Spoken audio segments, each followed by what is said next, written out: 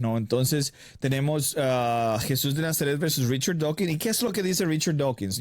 Usualmente antes de comenzar la pelea siempre hay como lo que se llama un taunt, ¿verdad? Un taunt es como el albur que le echa un jugador al otro. Entonces, en este caso está Richard Dawkins contra el cristianismo, contra Jesús de Nazaret, que dice Dios no existe, no hay evidencia de su existencia.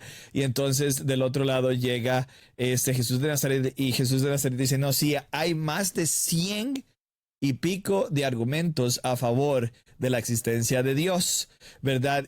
Yo les doy el primer versículo de Génesis y digo, en el principio Elohim, que es la palabra en el hebreo que está ahí, creó los cielos y la tierra, y este es el Elohim de todos los Elohim, el Elohim que es diferente a todos los Elohim, el Dios de dioses, el Rey de reyes, no el Dios autoexistente. Y en el principio Dios creó los cielos y la tierra, y esto es lo que nosotros conocemos como creación ex nihilo. No había espacio, no había tiempo y no había materia, y Dios decide crear de un momento para otro, ¿no? Y entonces lo interesante es que nosotros vemos que esto lo que hace es lo que dijo Einstein, está haciéndole eco nada más a lo que dice Génesis 1.1. ¿Qué es lo que dice Génesis 1.1? Que el espacio, el tiempo y la materia son correlativos, que es exactamente lo que Albert Einstein encontró en su teoría de la relatividad general, no que no puede existir uno sin otro. Estamos hablando que la dimensión temporal, espacial y material son correlativas, o sea, que están intrínsecamente atadas unas a las otras, no son codependientes. Entonces de ahí viene la idea. Entonces la pregunta, posicionamos la pregunta, ¿quién o qué causó el universo? Entonces ahí es donde viene el argumento cosmológico, Calami. Te voy a preguntar a ti, Diego, que hagas una versión súper resumida, un minuto o menos, de lo que es el Kalam. Bueno, vamos a ver, me estoy riendo porque, de hecho, esta fue una de las primeras charlas que yo di, la primera vez fueron como 2 horas, así que bueno, tengo un minuto, pero vamos a ver, resumidamente, pensemos en lo siguiente.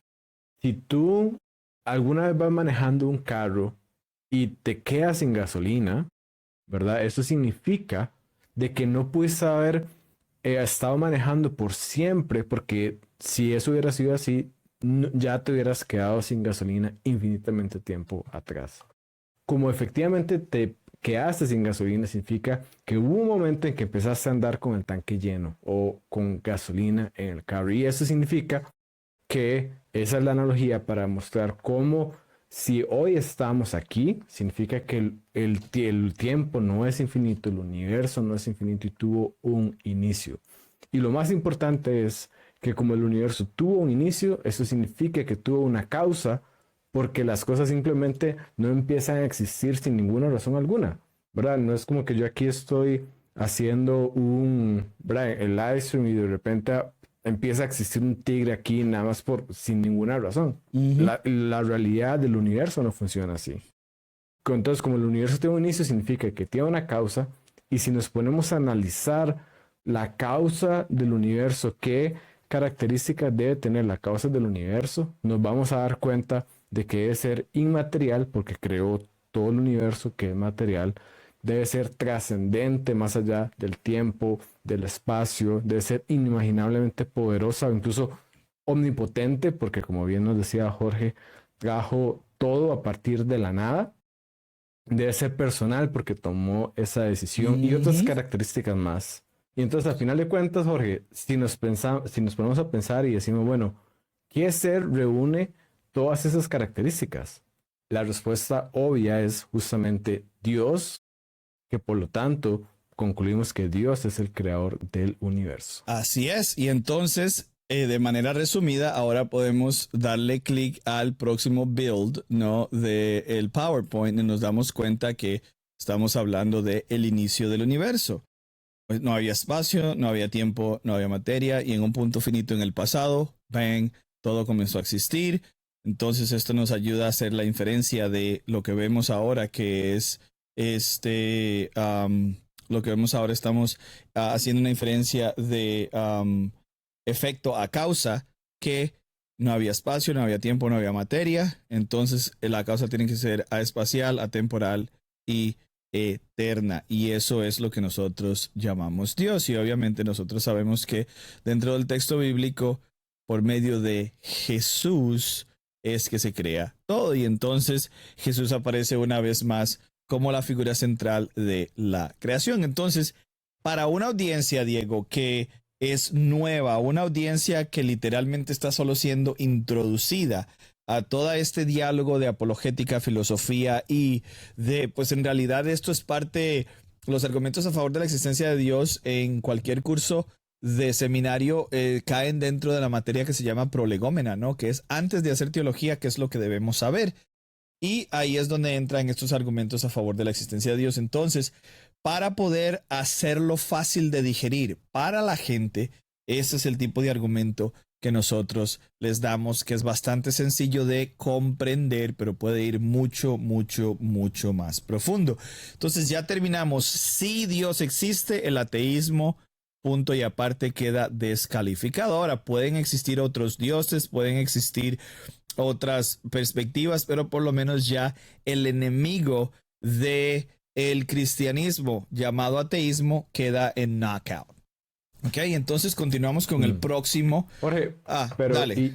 Inclusive, más bien, antes de pasar al próximo, porque, nuevamente, pongámonos en el contexto de lo que estamos hablando, de las diapositivas, de que estamos en un ring y todo lo demás.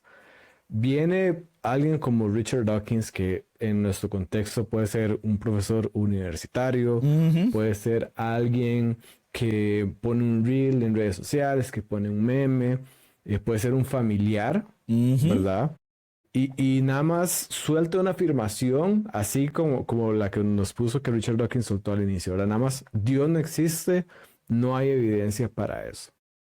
Si nos ponemos a pensar y nuevamente, imaginándome qué haría Jesús, en el contexto de esa pelea, yo creo que Jesús, antes de hacer lo que hacemos muchos de nosotros, que es ponernos a la defensiva y buscar cómo contrarrestar y buscar cómo hacer todo esto, creo que Jesús esperaría para ver qué tan fuerte es ese primer golpe, porque él sabe que ese primer golpe no va a ser fuerte. Entonces, ¿a qué me refiero con esto? Muy bueno. Jesús sabe que esta afirmación que está diciendo Richard Dawkins es nada más una afirmación gratuita. No está dando él mismo ninguna evidencia, no está dando ninguna justificación. Richard Dawkins nada más está diciendo, no, Dios no existe y punto. Y usted créame porque yo se lo estoy diciendo. Por eso lo estoy diciendo, pero, boom, yeah.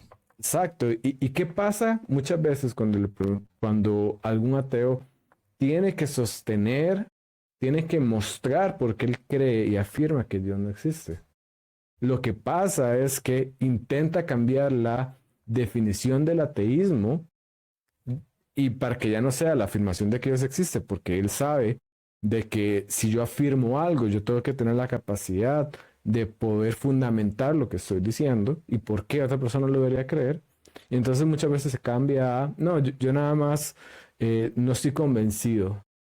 Pero ahora ya no estamos hablando de la realidad, ahora estamos hablando de lo que una persona piensa. Y la discusión no se trata, bueno, si X o Y persona está convencido o no, se trata de que si efectivamente Dios existe o no. Entonces, muchas veces incluso antes de ponernos a la defensiva nuevamente y ponernos a pelear, dejemos que